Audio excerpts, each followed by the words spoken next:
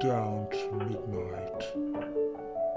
Each second, a hammer blow against Lily's fragile calm. Outside, the world was alive with celebration. Distant city skyline sparkling with fireworks.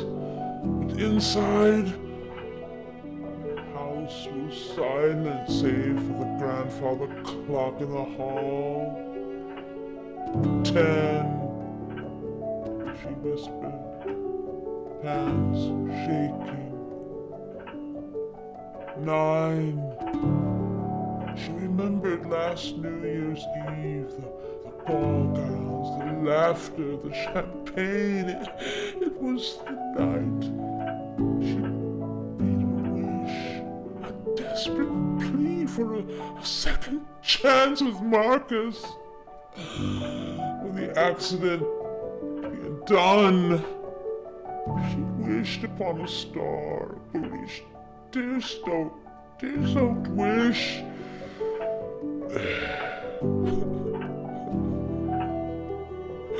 Oh, it came true the most terrible way. 3, she kept tears welling up in her eyes. The air grew cold, smelling of ozone and wet earth. 2, 1.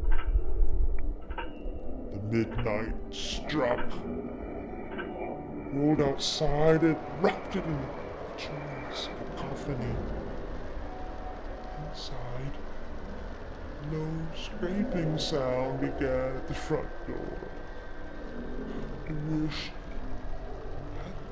had brought Marcus back. It brought something back. Something. It brought something back for Marcus. Promise had been fulfilled, not to a loving wife, but to the grave. The door creaked open, revealing only the inky blackness of the night.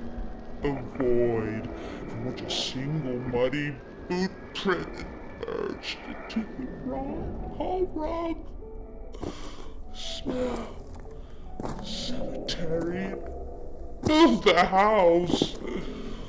Lily backed into the kitchen, the champagne bottle dropping from her numb fingers.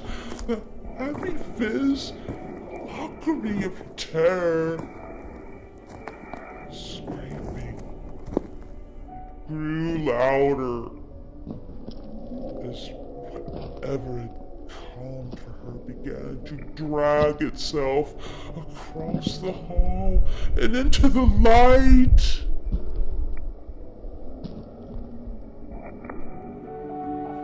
The champagne bubbles popped like distant firecrackers, and the laughter in the ballroom was bright enough to outshine the December snow. Evelyn, draped in emerald silk, glanced at the clock. 11:59 p.m.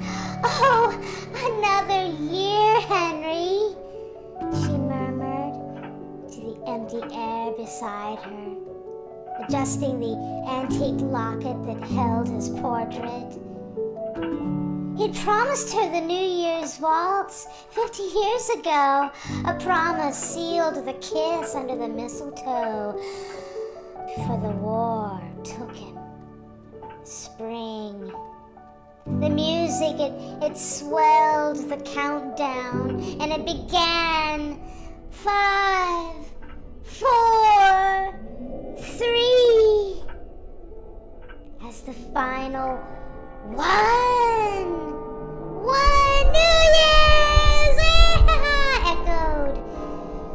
Well, as soon as that echoed, the grand ballroom was bathed in the cheers and embraces of the living But for Evelyn, time, it blurred, and the crystal chandeliers, they flickered, and for one fleeting second, the ballroom wasn't filled with a modern crowd, but with soldiers in uniforms and ladies, flapper dresses.